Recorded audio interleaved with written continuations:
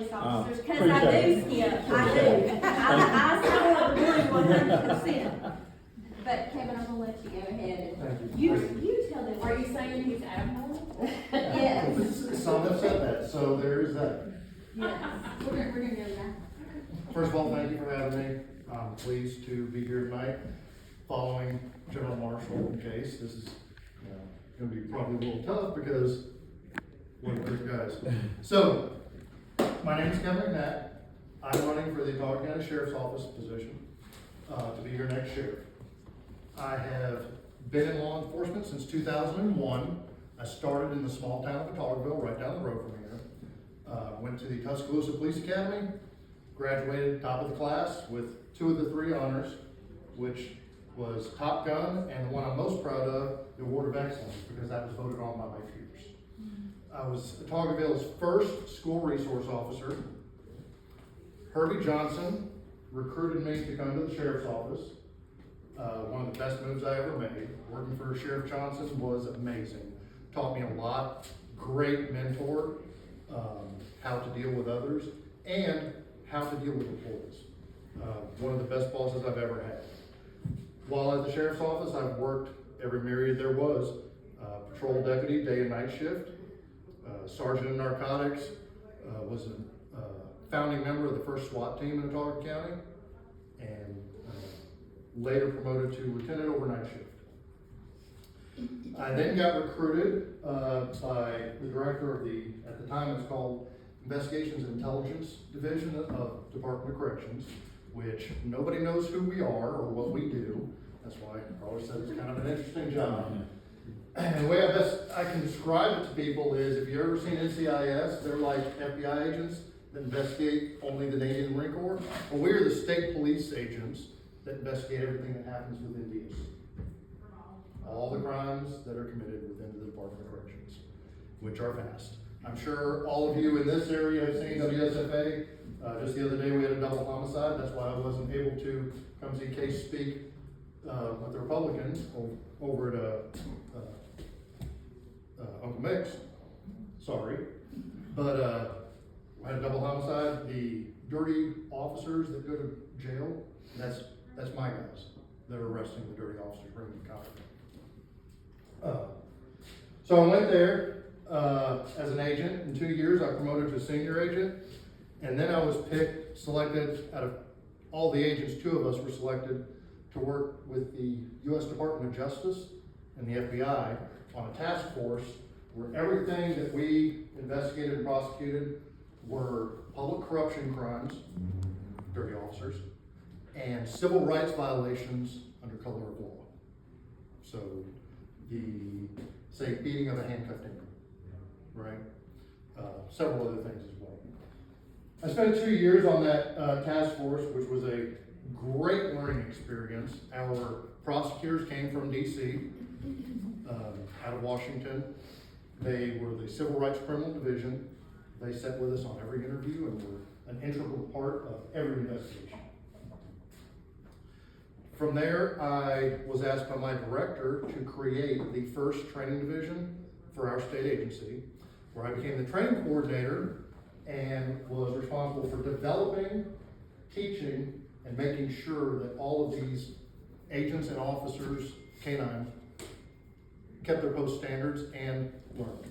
I'm a huge proponent of educated officers. While I was at the sheriff's office, I went to Faulkner University, obtained a bachelor's and master's, and one of my alumni over here. Sorry. In criminal justice and justice administration. I believe that an educated officer is a good officer. Okay? The better we can educate our deputies and our officers, the better job they do for the citizens. Okay? I have so many instructor certificates because I'm very passionate about training. I've been to the Federal Law Enforcement Training Center where I became a FLETC instructor for use of force. I've got TASER, BBC, just a myriad of them. Teach implicit bias. While being the training coordinator, I also taught, or adjunct taught, at 3 of the 4 regional police academies, where I helped out with their firearms and their active shooter programs. we call it alert. Teaching officers what to do in case of an active shooter, how to go in and stop that threat. Very rewarding, one of the best things you can teach. While at the sheriff's office, I also taught the Run, Hide, Fight program to all the schools, churches, community centers, anybody who would have us teach that class, which is what you taught the civilians, what to do if they get caught in an active shooter situation. Also very rewarding. We can save lives, we save lives. So, now I'm a supervisory agent. I cover the entire central district of Alabama, which is everything from Bibb County down to Bullitt County and Mississippi to Georgia. So, roughly 40% of my agency's coverage area. I have 9 agents that work for me, a few intelligence analysts, and our STG unit, which is our gang specialists that I supervise. I never saw myself running for political office in any way, shape, or form. I planned on retiring as a cop from the state, but in the last year or so, it seemed like everywhere I went, I'd run into folks. I was a deputy here for 17 and a half years, so I know a lot of people. Or more people know me than I know them. And I just kept getting asked, would you please run, would you please run? After a lot of prayer and talking to my wife and family, I pulled the trigger, and here we are. I would love to have your vote. I'd like to have the sheriff's office a very trained office. I would like to bring fiscal accountability to the office. I think that as a sheriff, I should be a good steward of the taxpayer's dollar. I should treat the dollars that I spend on training and equipment as if they were coming out of my own pocket, okay? Out of my own family budget, all right? I want an open door policy. I think that citizens being able to come in and speak to their sheriff with their concerns, their ideas, and whatnot is vitally important. If you don't have the pulse of the community, how are you going to set up a way to protect the community, right? If you don't know what's going on, every one of our communities is different and have different problems. You've got to be able to get out there and talk to people. Community involvement, going out teaching classes to the community like I did for Herbie Johnson and Joe Settinger, where I was teaching the Run, Hide, Fights. I want to bring that to our communities again, not just those, but civilian firearms. I'm an FFL holder. I'm a huge Second Amendment supporter, huge. I believe in free people having the right to keep and bear arms. And I think you should not be infringed in any way, shape, or form. I love teaching firearms. I would like to bring that as something that the sheriff's office can provide to the citizens. There are many people that are afraid to take that plunge. Maybe if they have trust and faith in their deputies to be able to teach them these things, the people they trust to protect them, they'll trust us to teach them too, okay? I'm a strict constitutionalist. I think the Constitution does not stop, no matter whether you are in a church, in a parking lot, at a rodeo, or in handcuffs. Your rights are your rights. You may have violated somebody else's, but there's a process. And thanks to our DAs and our Attorney General's office, we prosecute them, and then it's up to the judge. We just get them to them, okay? Again, these are my philosophies. I hope you agree with them. If you do, I ask for your vote. Hope you will elect me to be your next sheriff of Autauga County. Any questions? Yeah, who are you running against? So there are 3 others. The sitting sheriff, Mark Harrell. He was appointed by Governor Ivey when Sheriff Settinger passed before he could take office. Ty Thompson, who is the chief of police's son, and Nicholas Cagnassi, who is a deputy in Chilton County and worked at Montgomery PD. Correct. So, I would love for all 4 of us to get on a stage somewhere and have a forum of debate. That would be fun, I think. I think it'd be good for people to be able to ask questions, question and answer. Best way to learn about a candidate is to ask them questions. I'm always available. I have a Facebook page that I am the only one that operates it. Well, no, that's a lie. I'm sorry. My wife also helps operate it, but I answer all the questions. So any question that comes across, it may take a day or two because I work a full-time job while campaigning. I mean, I have literally ran home, just like Kay said, swap clothes. I told my wife I'm doing the Superman change, changing out of one uniform, putting on another one to go out and do a campaign event. We are self-funded. I have not taken any money from any special interests. It's friends, family. That's how my campaign has been funded. I just kind of, maybe it's because I'm a new politician, I just don't think I should go out and ask citizens in a rural county for money for a job.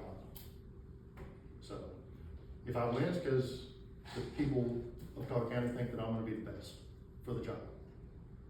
So, yes, sir. You mentioned churches. You saw this week how some mob attacked a church.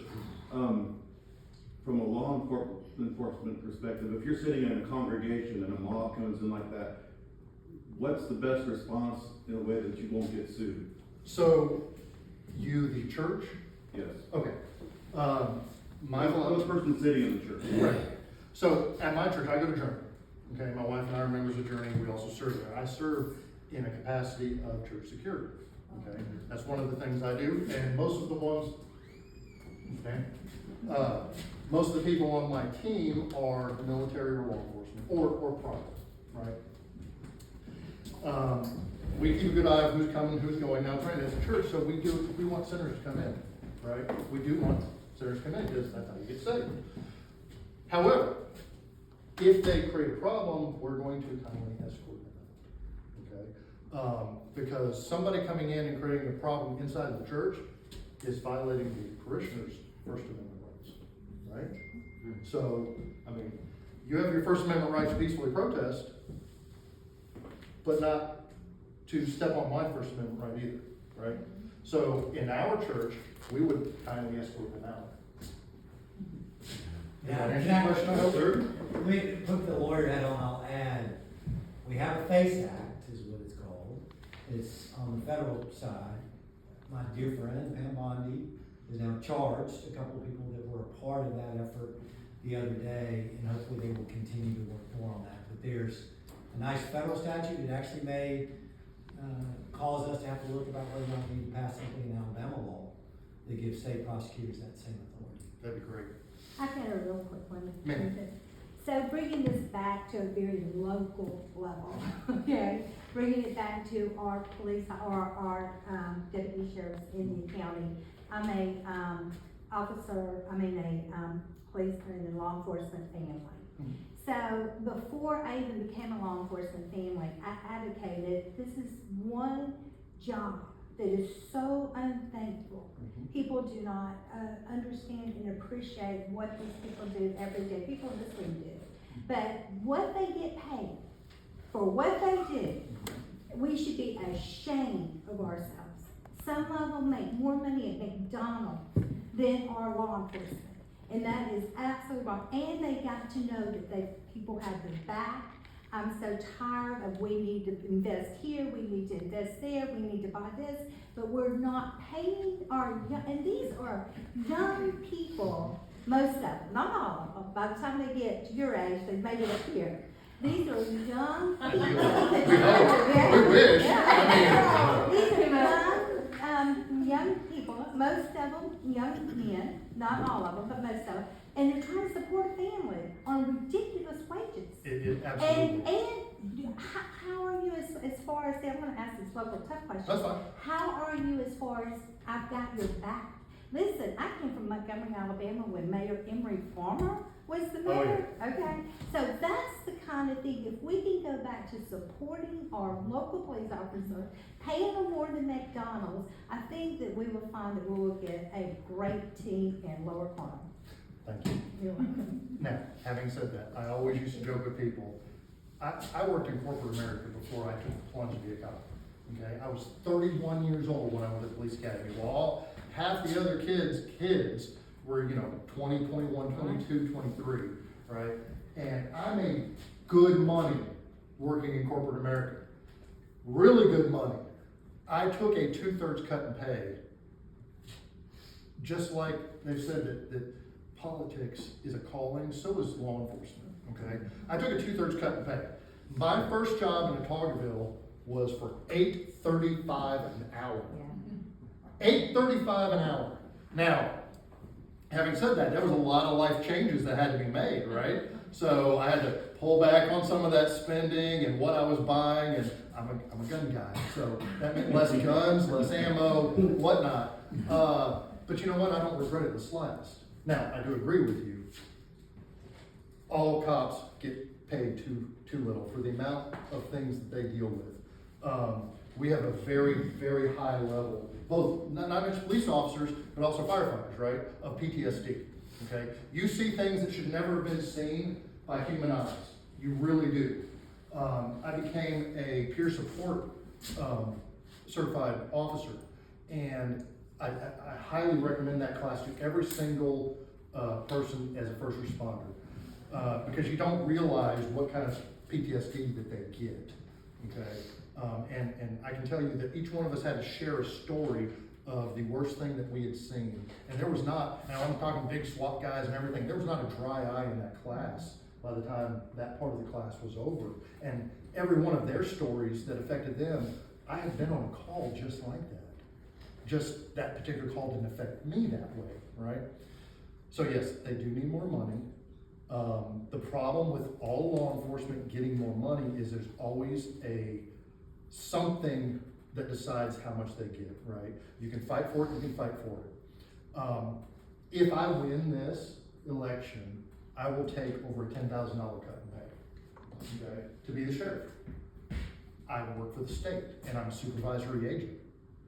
I will take a $10,000 cut in pay, and that's fine, because I live within my means, okay?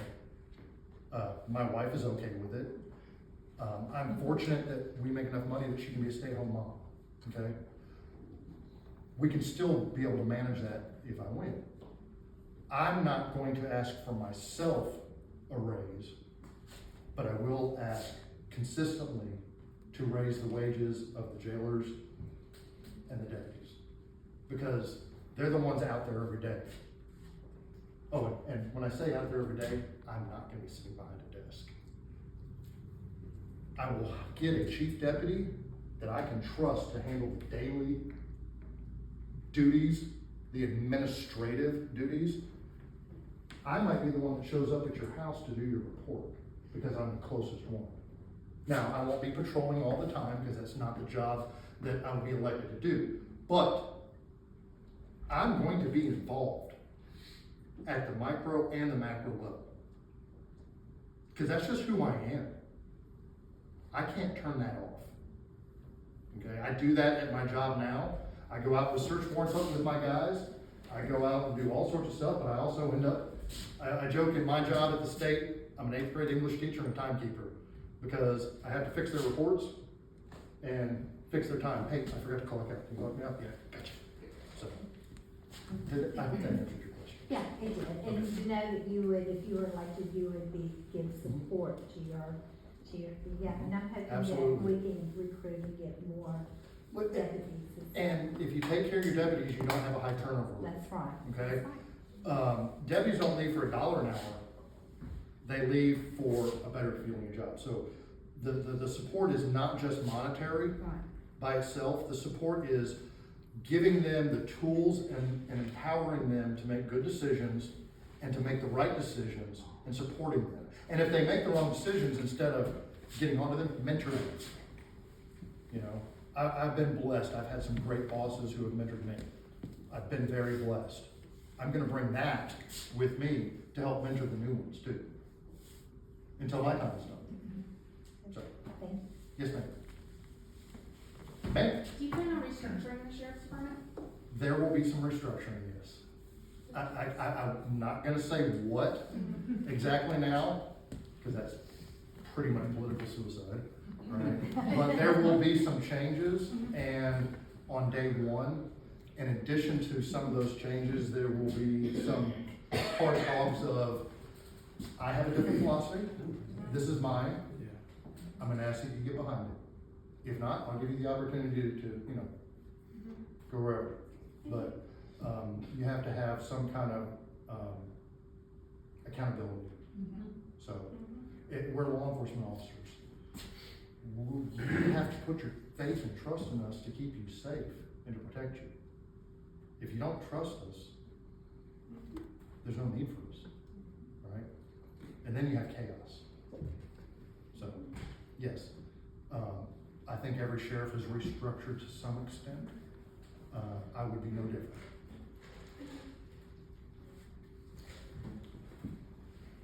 Anybody else have any group questions? Thank you for listening to me. I appreciate you all.